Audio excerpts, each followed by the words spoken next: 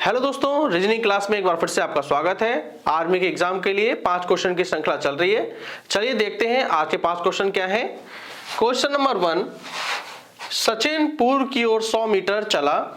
Direction से प्रश्न है, साथ में पढ़ते जाते हैं, इसे सॉल्व करेंगे। क्या कहा? सचिन पूर्व की ओर 100 मीटर चला। सचिन पूर्व की ओर 100 मीटर चला। आगे, इसके बाद बाएं मुड़कर 50 मीटर चला। अब बाएं मुड़ेगा तो किस दिशा की ओर जाएगा? उत्तर की दिशा की ओर। बाएं मुड़ा और 50 मीटर गया। आगे, और इसके बाद बाएं मुड़ा, बाएं मुड़ गया, और इसके बाद कहां मुड़ गया? बाएं मुड़ गया। ठीक है। अब पूछा हमसे, अब वह किस दिशा में जा रहा है, या अब उसका मुख किस दिशा की ओर है? अब किस दिशा की ओर उसका मुख है? पश्चिम दिशा की ओर अब उसका मुख है। ठीक है, तो आंसर आपका क्या आ गया? पश्चिम दिशा। क्वेश्चन नंबर 2 क्या कह रहा है? इनमें से कौन किसी पिता के लिए आवश्यक होता है? कोई व्यक्ति पिता कब कहलाएगा?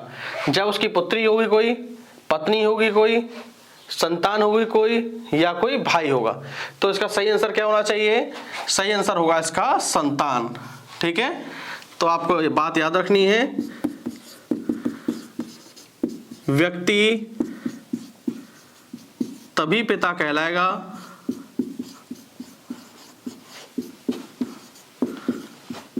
जब उसकी संतान हो,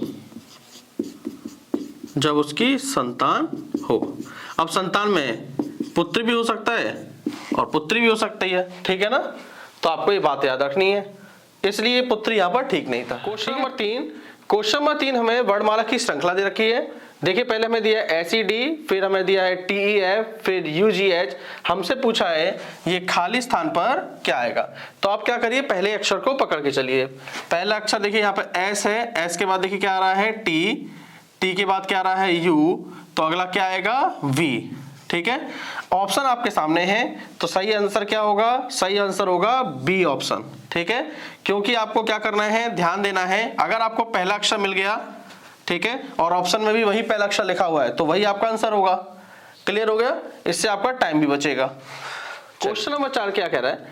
STDI को QQZD लिखा जाता है, तो ISDP को कैसे लिखा जाएगा?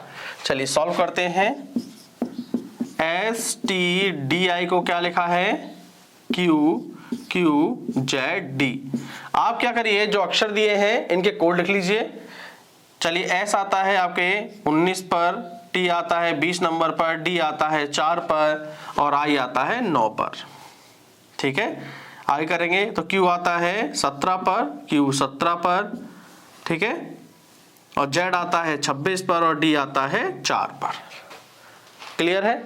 अब देखिए, 19 से ये क्या हुआ? 17 हुआ, यानी कि 2 कम हो गया, यानी कि -2।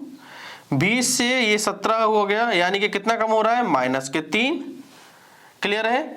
अब देखिए, यहां से -4 करेंगे तो 4 में 4 गया 0, यानी कि 26 आ गया। अब 9 में से क्या कम किया होगा? -5 किया होगा कम, तो 9 में से 5 किया तो 4। तो एक श्रृंखला बन गई, 2, 3, 4 और 5 की श्रृंखला बन गई, जो हमें कम करना है। हमें दिया है ISDP, इनके कोड लिखते हैं। I आता है 9 पर, S आता है 19 पर, D आता है 4 पर, और P आता है आपके 16 पर। तो हमें यहाँ जो श्रृंखला कम की थी, जैसे 2, 3, 4, 5, यहाँ भी 2, 3, 4 और 5 कम करिए। ठीक है, 9 में से 2 कम किया तो 7 आया, 19 में से 3 कम किया तो क्या आया? 16। ठीक है, 4 में से 4 गया 0, यानी कि 26 वाला आएगा नंबर। ठीक है, 16 में से 5 कम किया तो 11। 7 नंबर पे क्या आता है? 7 पे आता है G, 16 पे आता है P, 26 पे आता है Z, और 11 पे आता है K।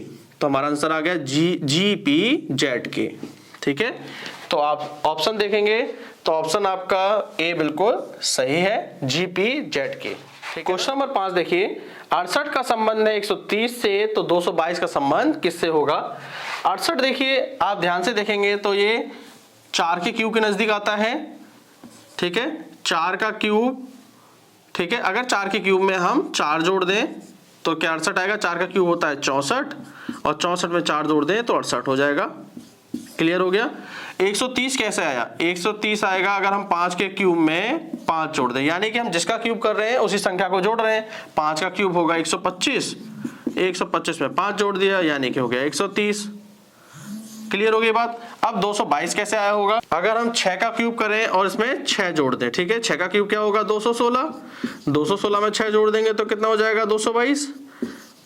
क्लियर हो गई बात? अब क्या करेंगे? 6 के क्यूब के बाद क्या आएगा यहाँ पर? 7 का क्यूब। देखिए पहले 4 का क्यूब था, फिर 5 का क्यूब किया, फिर 6 का, अब किसका करेंगे? 7 का क्यूब। 7 के क्यूब में 7 जोड़ देंगे, 7 का क्यूब होता है 343, 343 में 7 जोड़ेंगे तो कितना हो गया? 350 हो गया।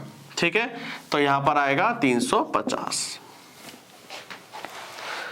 दोस्तों आपको आज की क्लास पसंद आई हो तो प्लीज चैनल को लाइक करें, शेयर करें और सब्सक्राइब करें। हम मिलते हैं अपनी अगली क्लास में। Thank you.